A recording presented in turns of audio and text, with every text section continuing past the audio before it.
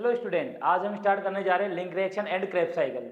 Last lecture में हम लोगों ने पढ़ा था ग्लाइकोलाइसिस। जो ग्लाइकोलाइसिस था उसमें हमने क्या करवाया था, देखते हैं। जो 1 मोलिक्यूल ग्लूकोज था उसको कन्वर्ट करवाया था 2 मोलिक्यूल पायरुविक एसिड में। किसमें कन्वर्ट करवा दिया था? 2 मोलिक्यूल पायरुविक एसिड में। और जब आपने ग्लूकोज को किसमें कन्वर्ट करवाया? 2 मोलिक्यूल ऑफ पायरुविक एसिड में कन्वर्ट करवाया। तो यहाँ पर क्या दिया था अपन ने? 2 ATP यहाँ पर अपन ने दिए थे इसमें, और हमें ATP कितने मिले थे? 4 ATP हमें गेन हुए थे। कितने ATP गेन हुए थे? 4 ATP। यानी कि हमें जो बेनिफिट हुआ वो कितने ATP का हुआ? यहाँ पर 2 ATP का बेनिफिट हुआ। उसके बाद में यहाँ से हमें क्या मिला? 2NADH2। क्या मिला? 2NADH2। कितने NADH2 के मोलिक्यूल मिले? 2 NADH2 के मोलिक्यूल मिल गए। आया नहीं यहाँ तक समझ में? फिर जो 2 मोलिक्यूल ऑफ पायरुविक एसिड है, अब इसका आगे क्या होना है? अगर ये साइटोप्लाज्म में ऑक्सीजन के एब्सेंस में फर्दर ब्रेक डाउन होता है तो इसको बोलेंगे एनारोबिक रेस्पिरेशन। क्या बोलेंगे? Anaerobic respiration. बट ये आगे कहाँ जाएगा? माइटोकॉन्ड्रिया के अंदर जाता है और वहां पर ऑक्सीजन की प्रेजेंस में क्रेब्स साइकिल एंड ETS होता है, तो इसको हम बोलेंगे एरोबिक रेस्पिरेशन। क्या बोलेंगे भाई? Aerobic respiration. समझ में आया? एनारोबिक एंड एरोबिक रेस्पिरेशन क्या होगा? यानी कि जो ग्लाइकोलाइसिस है वो दोनों में सिमिलर है, बट आगे डिफरेंस किसमें है? जब पायरुविक एसिड अगर साइटोप्लाज्म में ही ब्रेक डाउन हो जाता है और इनकम्प्लीट ब्रेक डाउन होता है इसका, जिसको हम क्या बोल देते हैं? Anaerobic respiration. बट ये कहाँ जाता है? माइटोकॉन्ड्रिया के अंदर, और माइटोकॉन्ड्रिया के अंदर जाने के बाद वहां पर क्रेब्स साइकिल और ETS चलती है और इसका कंप्लीट ब्रेक डाउन होता है। इसको हम बोलेंगे एरोबिक रेस्पिरेशन। क्या बोलेंगे? Aerobic respiration. दोनों में डिफरेंस पता चला भाई? तो अब आगे देखते हैं हमें पढ़ना क्या है। आगे हमें पढ़ना है एरोबिक रेस्पिरेशन। क्या पढ़ना है हमें? Aerobic respiration. तो हम पायरुविक एसिड को कहां भेजेंगे? माइटोकॉन्ड्रिया के अंदर। कहां भेजेंगे? माइटोकॉन्ड्रिया के अंदर। तो यहां पर देखते हैं भाई, जब पायरुविक एसिड है ये आगे कन्वर्ट होता है 2 मोलिक्यूल ऑफ एसिटाइल कोएंजाइम में। किसमें कन्वर्ट होगा? 2 मोलिक्यूल ऑफ एसिटाइल कोएंजाइम में। जो पायरुविक एसिड है वो किसमें कन्वर्ट हो गया? 2 मोलिक्यूल ऑफ एसिटाइल कोएंजाइम में। अब यहां पर जब 2 मोलिक्यूल ऑफ एसिटाइल कोएंजाइम में कन्वर्ट होता है तो यहां पर पायरुविक एसिड का होता है ऑक्सीडेशन। यानी कि इससे निकलते हैं 2 मोलिक्यूल हाइड्रोजन। क्या निकलेंगे? 2 हाइड्रोजन निकलेंगे और ये कन्वर्ट हो जाएगा यहां पर NAD+ कन्वर्ट्स इनटू NADH2। यानी कि जो पायरुविक एसिड है इससे 2 हाइड्रोजन निकले, वो कहां जाकर जुड़ गए? NAD+ पे। तो पायरुविक एसिड का क्या हुआ यहां पर? ऑक्सीडेशन। एंड जो NAD+ है इसका क्या हो गया? रिडक्शन हो गया। यहां तक क्लियर है? तो पायरुविक एसिड का हो गया ऑक्सीडेशन। और यहां पर क्या होता है? जो पायरुविक एसिड है इससे निकलता है CO2, और यहां पर कितना CO2 निकलेगा? 2 मोलिक्यूल ऑफ CO2। और यहां पर NADH2 भी कितना बन रहा है? 2। क्योंकि 2 मोलिक्यूल अपने पायरुविक एसिड है तो उससे 2 ही NADH2 बनेंगे और 2 मोलिक्यूल ऑफ CO2 निकलेगा। यानी कि यहां पर क्या हो रहा है? Oxidative decarboxylation. क्या हो रहा है यहां पर? ऑक्सीडेशन भी हो रहा है और डीकार्बोक्सिलेशन भी हो रहा है, इसलिए हमने बोल दिया ऑक्सीडेटिव डीकार्बोक्सिलेशन। अब ये जो pyruvic acid acetyl co enzyme में बदलता है तो यहां पर एक एंजाइम कॉम्प्लेक्स काम करता है जिसका नाम है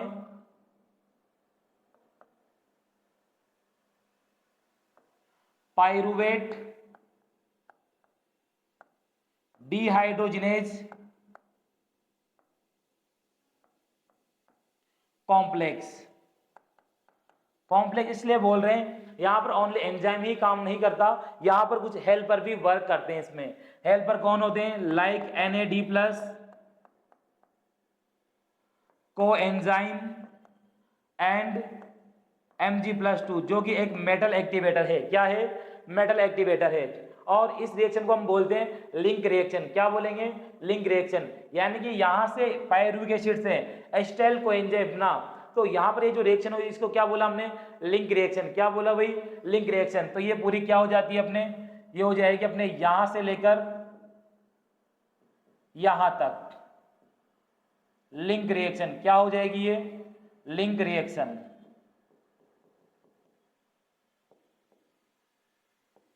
मुझे बताना भाई यहां तक समझ में आया या नहीं आया? अब यहां पर जो एसिटाइल कोएंजाइम है ये आगे कहां जाएगा? माइटोकॉन्ड्रिया के अंदर। या फिर जो एसिटाइल कोएंजाइम है इससे क्या चलेगा? क्रेब्स साइकिल चलेगा। क्या चलेगा इससे? क्रेब्स साइकिल चलेगा। और जब इससे क्रेब्स साइकिल चलता है, क्या चलेगा इससे? Krebs cycle. तो जो एसिटाइल ग्रुप है ये आगे क्रेब्स साइकिल चलवाएगा, बट जो कोएंजाइम है वापस से कहाँ जाएगा? यहां से कोएंजाइम निकलकर कहाँ जाएगा? वापस से लिंक रिएक्शन में। कहाँ आ जाएगा? लिंक रिएक्शन में। बिकॉज जो कोएंजाइम है ये 5 कार्बन का है और एसिटाइल ग्रुप कितने कार्बन का है? 2 कार्बन का है। तो एसिटाइल ग्रुप ही क्या चलाएगा? क्रेब्स साइकिल चलाएगा आगे, कोएंजाइम निकलकर वापस कहाँ चला जाएगा? लिंक रिएक्शन में। यहां तक क्लियर है सभी को? अब यहां पर समझना यह है कि इसको लिंक रिएक्शन बोला क्यों।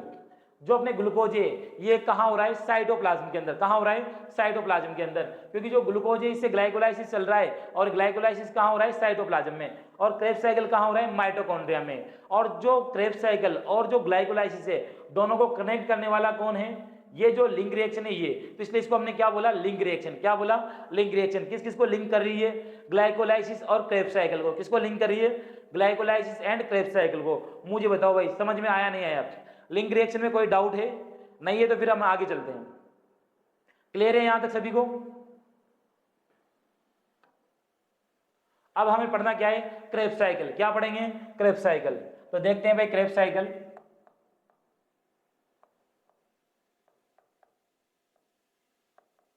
क्रेब्स साइकिल होती क्या है? क्रेब्स साइकिल को हम लोग क्या बोलते हैं? TCA cycle. क्या भी बोलेंगे? टीसीए साइकिल बोलेंगे। टीसीए साइकिल क्यों बोलते हैं इसको? बिकॉज इसमें जो फर्स्ट प्रोडक्ट बनेगा क्रेब्स साइकिल में उसके पास क्या होते हैं? 3 कार्बोक्सिलिक एसिड ग्रुप होते हैं, यानी कि 3 कार्बोक्सिलिक एसिड ग्रुप मिलेंगे। आया नहीं आया समझ में? इसलिए इसको हमने क्या बोल दिया? TCA cycle. क्या बोल दिया?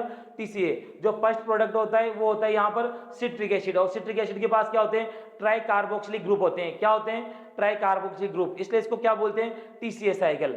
इसलिए हम इसको क्रेब्स साइकिल को क्या भी बोलेंगे? TCA cycle. तो Krebs cycle also known as TCA cycle. Clear है यहां तक? अब यहां पर देखते हैं हम लोग, ये एसिटाइल कोएंजाइम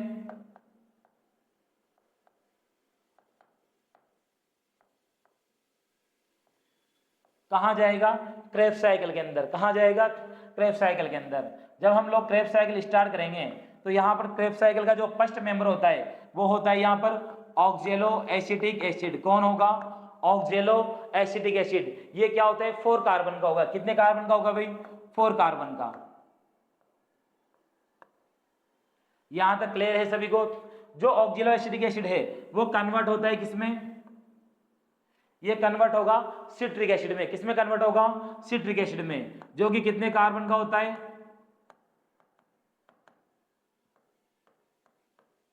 6 कार्बन का। कितने कार्बन का हो जाएगा? 6 कार्बन का। 4 कार्बन ऑक्जेलो एसिटिक एसिड के और 2 कार्बन एसिटाइल के। और जो कोएंजाइम है ये कहां चला जाएगा? यहां से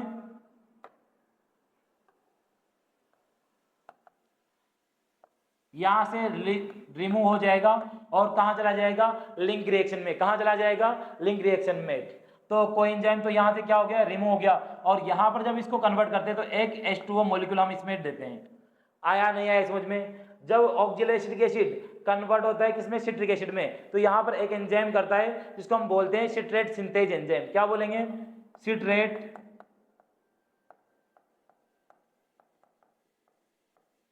सिंथेज। कौन सा एंजाइम काम आता है? सिट्रेट सिंथेज एंजाइम काम आता है। अब ये जो सिट्रिक एसिड है ये कितने कार्बन का है? 6 कार्बन का है। ये तो first member of Krebs cycle है। ये क्या है? First product of Krebs cycle. जो first product of Krebs cycle है इसमें क्या है? 3 कार्बोक्सिलिक ग्रुप है, यानी कि ट्राई कार्बोक्सिलिक ग्रुप है। इसलिए इसको हमने क्या बोला था? ये टीसीए साइकिल। क्या बोल दिया था भाई? TCA cycle. यहां तक क्लियर है सभी को? अब जो सिट्रिक एसिड है ये कन्वर्ट्स होता है आगे आइसोसिट्रिक एसिड में। किसमें कन्वर्ट होगा? आइसोसिट्रिक एसिड में।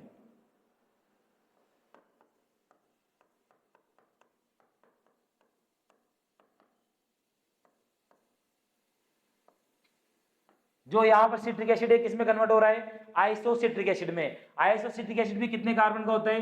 6 कार्बन का। कितने कार्बन का होगा? 6 कार्बन का होगा। बट जब यहां पर ये आइसोसिट्रिक एसिड में कन्वर्ट होता है तो दोनों के बीच में एक इंटरमीडिएट बनता है जिसको हम बोलते हैं सिस एकोनाइटिक एसिड। क्या बोलेंगे? सिस एकोनाइटिक एसिड। तो इसको हम बोल देंगे यहां पर बनेगा सिस एकोनाइटिक एसिड। और जब सिस एकोनाइटिक एसिड बनता है तो यहां से रिलीज होता है एक H2O का मॉलिक्यूल। और जब सिस एकोनाइटिक एसिड से वापस आइसोसिट्रिक एसिड बनता है, यहाँ पर क्या होगा, वापस एक वाटर का मॉलिक्यूल क्या आएगा, अंदर आएगा। यहाँ तक क्लियर है सभी को।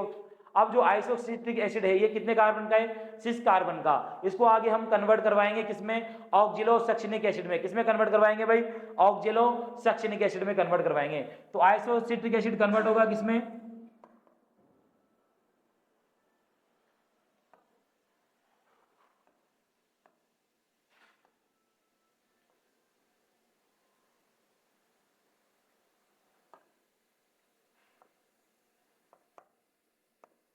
ऑक्जेलो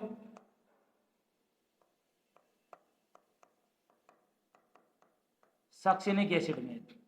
किसमें कन्वर्ट होता है, ऑक्जिलो सक्सिनिक एसिड में। और ये भी कितने कार्बन का होगा, 6 कार्बन का। कितना कार्बन का रहता है भाई, 6 कार्बन का रहता है। Isocitric acid converts into ऑक्जेलो succinic acid. यहाँ भी हमने ऑक्जिलो एसिटिक एसिड पढ़ा था, यहाँ पर क्या है, ऑक्जेलो सक्सिनिक एसिड है भाई।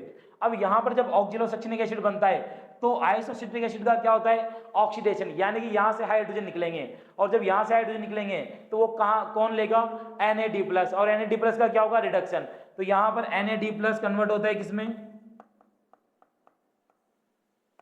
NADH2 में। किसमें कन्वर्ट होगा भाई, NADH2 में। आया या नहीं आया समझ में, यानी कि यहाँ पर क्या हो गया, ऑक्सीडेशन। क्या हो गया, यहाँ पर ऑक्सीडेशन हो रहा है। समझ में आया नहीं आया। अब जो ऑक्जेलोसक्सिनिक एसिड है ये आगे इसमें इसका होगा डी कार्बोक्सिलेशन, यानी कि यहां से एक CO2 निकलेगा और क्या बनेगा, अल्फा कीटो ग्लूटेरिक एसिड। क्या बनेगा, अल्फा कीटो ग्लूटेरिक एसिड। तो यहां से निकलता है एक CO2 और CO2 का निकलना है, इसको बोलेंगे डी कार्बोक्सिलेशन। क्या बोलेंगे, डी कार्बोक्सिलेशन। तो यहां पर क्या हो गया, डी कार्बोक्सिलेशन। क्लियर है सभी को यहां तक, डी कार्बोक्सिलेशन हो गया भाई। अब ये जो ऑक्जिलोसक्सिनिक एसिड है ये कन्वर्ट हो गया किसमें, अल्फा कीटो ग्लूटेरिक एसिड में। किसमें कन्वर्ट हो गया, अल्फा कीटो ग्लूटेरिक एसिड में। किसमें कन्वर्ट हो गया, अल्फा कीटो ग्लूटेरिक एसिड में। अब ये जो अल्फा कीटो ग्लूटेरिक एसिड है ये कितने कार्बन का होगा, वहां पर देखो अपने 6 कार्बन का था, यहां तो 2 हाइड्रोजन निकले, carbon as it is 6 carbon थे ऑक्जिलोसक्सिनिक एसिड में, बट यहां से एक क्या निकल गया, कार्बन निकल गया, यानी कि इसके पास बचे कितने, 5 कार्बन। कितने बचे इसके पास, 5 कार्बन। अब यहां पर जो अल्फा कीटो ग्लूटेरिक एसिड है ये कन्वर्ट होता है सक्सिनल कोएंजाइम में। किसमें कन्वर्ट होगा, सक्सिनाइल कोएंजाइम में। और जब ये सक्सिनाइल कोएंजाइम में कन्वर्ट होता है तो इसका होता है ऑक्सीडेटिव डीकार्बोक्सिलेशन। क्या होगा, ऑक्सीडेटिव डीकार्बोक्सिलेशन। तो देख लेते हैं,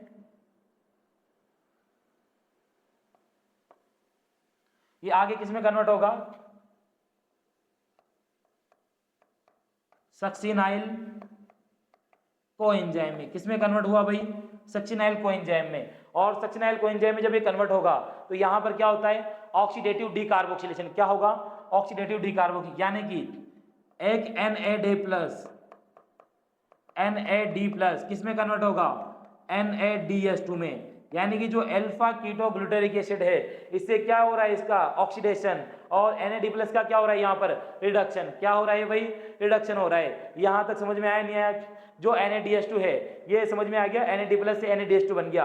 और यहां पर क्या होगा, एक CO2 निकलेगा। क्या निकलेगा, CO2 निकलेगा। यानी कि यहां पर क्या हो रहा है, ऑक्सीडेटिव डीकार्बोक्सिलेशन। क्या हो रहा है भाई यहाँ पर, ऑक्सीडेटिव डीकार्बोक्सिलेशन। यहां तक क्लियर है सभी को। अब यहां पर भी क्या होता है, एक एंजाइम काम करता है जिसका नाम है alpha keto glutaric acid dehydrogenase complex, और हेल्पर वही रहेंगे क्या, जो अपने पढ़े थे, NAD+ coenzyme and Mg+2 metal activator. तो यहां पर एंजाइम कौन सा काम करता है भाई, अल्फा कीटो ग्लूटेरिक एसिड। मैंने यहां पर अल्फा KGA लिख दिया है, डिहाइड्रोजिनेज।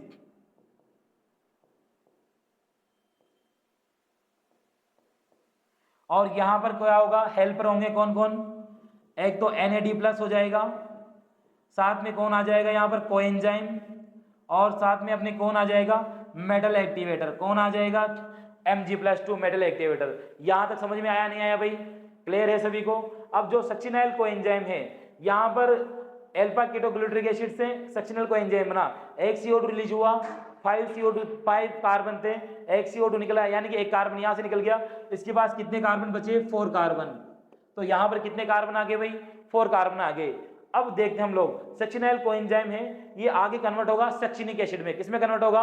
सक्सिनिक एसिड में, यानी कि जो कोएंजाइम है वो यहाँ से रिलीज हो जाएगा। क्या हो जाएगा? रिलीज हो जाएगा। यहाँ पर मैं जो सक्सिनाइल के ही मैं कार्बन काउंट कर रहा हूँ भाई, कोएंजाइम में इसके अलग से 5 कार्बन होते हैं, इसके हम लोग काउंट नहीं करते हैं। यहां तक समझ में आ रहा है नहीं आ रहा है? ये जब लिंक रिएक्शन पढ़ाई थी मैंने, वहां भी एसिटाइल कोएंजाइम पढ़ा था। तो एसिटाइल कोएंजाइम में अपने काउंट किसके किए थे? एसिटाइल ग्रुप के 2 कार्बन। कोएंजाइम के 5 कार्बन हमने यहां पर काउंट नहीं किए थे। कोएंजाइम वापस से कहां चला गया था? लिंक रिएक्शन में, और यहां वापस चला जाएगा। ये समझ में आया नहीं आया? अब सक्सिनाइल कोएंजाइम से क्या बनेगा? Succinic acid. क्या बनेगा? Succinic acid.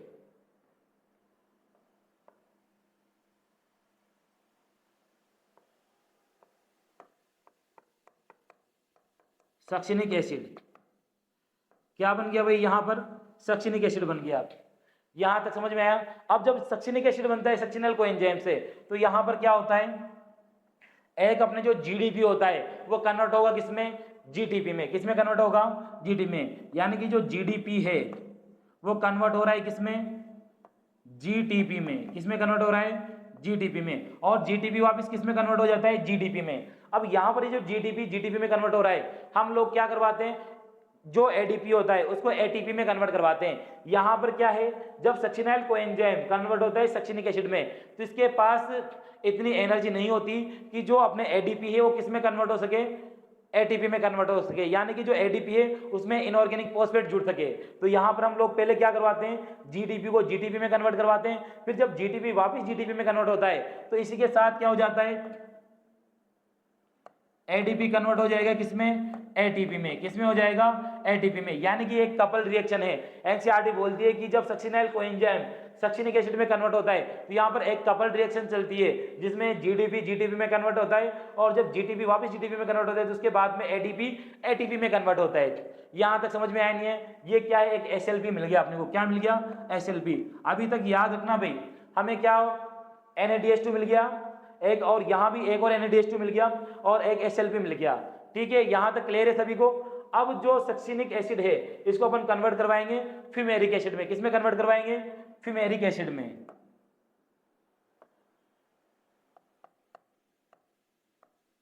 ये कन्वर्ट होता है फ्यूमेरिक एसिड में। किसमें कन्वर्ट होगा भाई? फ्यूमेरिक एसिड में। और ये जो यहां पर, यहां भी कितने कार्बन का? 4 कार्बन का। फ्यूमेरिक एसिड भी कितने कार्बन का है? 4 कार्बन का। जब सक्सिनिक एसिड किसमें कन्वर्ट होता है? फ्यूमेरिक एसिड में। तो यहां पर क्या होगा? यहां पर FAD+ कन्वर्ट होगा किसमें? FADH2 में। किसमें कन्वर्ट होगा? FADH2 में। अब यहां पर प्रॉब्लम क्या आती है कि सर अपन ने पढ़ा था सारी रिएक्शन में हम क्या करवा रहे हैं? NAD+ को NADH2 में कन्वर्ट करवा रहे हैं, लेकिन यहाँ पर FAD+ को FADH2 में कन्वर्ट करवा रहे हैं। सर ऐसा क्यों रहा है? तो यहाँ पर समझना है अपने को, जो ये अपने सक्सिनिक एसिड फ्यूमेरिक एसिड पे कन्वर्ट होता है, तो जो इसके एंजाइम होते हैं वो इनर मेम्ब्रेन ऑफ माइटोकॉन्ड्रिया पे प्रेजेंट होते हैं। आया नहीं आया समझ में? और जब ये प्रेजेंट होते हैं तो यहाँ पर क्या होगा कि जितनी भी रिएक्शंस हो रही है वो किसके अंदर हो रही है भाई? जितनी भी रिएक्शंस हो रही है वो हो रही है अपने मैट्रिक्स ऑफ माइटोकॉन्ड्रिया में। बट यहाँ पर क्या होगा कि जो सक्सिनिक एसिड कन्वर्ट हो रहा है फ्यूमेरिक एसिड में, ये जो रिएक्शन हो रही है ये कहाँ हो रही है? ये इनर मेम्ब्रेन ऑफ माइटोकॉन्ड्रिया पे। कहाँ हो रही है? इनर मेम्ब्रेन ऑफ माइटोकॉन्ड्रिया पे हो रही है। और यहाँ पर जो एंजाइम होता है सक्सिनिक डिहाइड्रोजिनेज, कौन सा होता है? Succinic dehydrogenase. वो कहाँ प्रेजेंट होता है? वो प्रेजेंट होता है कहाँ पर? इनर मेम्ब्रेन ऑफ माइटोकॉन्ड्रिया पर। तो यहाँ पर जो FAD+ FADH2 में कन्वर्ट करवा रहा है, कौन सा एंजाइम करवा रहा है? Succinic dehydrogenase. कौन करवा रहा है? Succinic dehydrogenase. और ये जो सक्सिनिक डिहाइड्रोजिनेज है ये प्रेजेंट कहां पर है? Inner membrane of mitochondria. कहां प्रेजेंट है भाई? इनर मेम्ब्रेन ऑफ माइटोकॉन्ड्रिया पे। अगर मैं यहां पर आप लोगों से एक क्वेश्चन पूछूं कि क्रेब्स साइकिल की all reaction of Krebs cycle occur in matrix of mitochondria, तो ये स्टेटमेंट क्या हो जाएगा अपने? रॉन्ग हो जाएगा। बिकॉज यहां पर क्या होता है, जो सक्सिनिक एसिड कन्वर्ट होता है फ्यूमेरिक एसिड में, ये कहां होते हैं? इनर मेम्ब्रेन ऑफ माइटोकॉन्ड्रिया पे। तो हमें स्टेटमेंट सही करने के लिए क्या करना पड़ेगा? All reaction of Krebs cycle occur in matrix of mitochondria except succinic acid converts into fumaric acid. This reaction occur on inner membrane of mitochondria. यहां तक समझ में आया? तो फिर आगे बढ़ते हैं हम लोग। जो फ्यूमेरिक एसिड है वो आगे कन्वर्ट होगा मेलिक एसिड में। किसमें कन्वर्ट होता है? मेलिक एसिड में। और जब ये मेलिक एसिड में कन्वर्ट होता है तो यहां पर हमें क्या देना पड़ता है? एक H2O। क्या देना पड़ता है? H2O। और जब मेलिक एसिड वापस से किसमें कन्वर्ट होगा?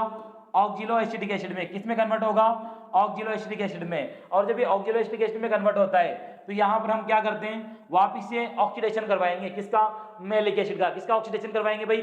मेलिक एसिड का। यानी कि यहां पर क्या होगा? Na+ converts into NaDH2।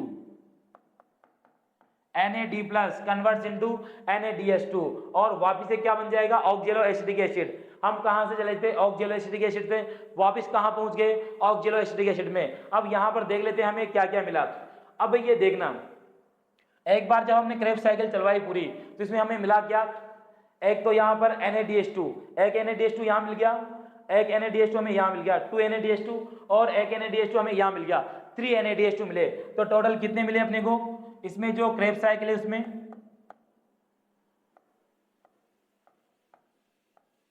हमें मिले यहां पर 3 NaDH2। कितने NaDH2 मिल रहे हैं भाई? 3 NaDH2 मिल रहे हैं। उसके बाद में और हमें क्या मिला? 1 FADH2। क्या मिला? 1 FADH2। क्या मिला? 1 FADH2। और एक क्या बन रहा है यहां पर? ATP। क्या बन रहा है? ATP। यानी कि एक हमें क्या मिल गया? SLP। क्या मिल गया? SLP। मैंने आप लोगों को पहले भी बताया था, without ETS direct produce ATP, उसको हम क्या बोलते हैं? SLP, substrate level phosphorylation. आया या नहीं आया समझ में? तो ये हो गया अपने यहां पर क्रेब्स साइकिल मिल गए। अब एस्टाइल कोएंजाइम मुझे बताना, हमें एक ग्लूकोज से कितने पायरुविक एसिड मिले थे? 2 मॉलिक्यूल पायरुविक एसिड मिले थे। 2 मॉलिक्यूल पायरुविक एसिड से क्या बना था? 2 मॉलिक्यूल एसिटाइल कोएंजाइम बने थे। तो यहां पर हमने अभी ये जो क्रेब्स साइकिल चलवाई है only 1 molecule of acetyl coenzyme से चलाई है। अब हमें क्या होगा? 2 अगर मॉलिक्यूल ऑफ एसिटाइल कोएंजाइम से चलाएंगे तो यहां पर क्या हो जाएगा? सारे के सारे क्या हो जाएंगे? डबल हो जाएंगे। यानी कि डबल कर देते हैं इसको। यानी कि टोटल कितने मिलेंगे?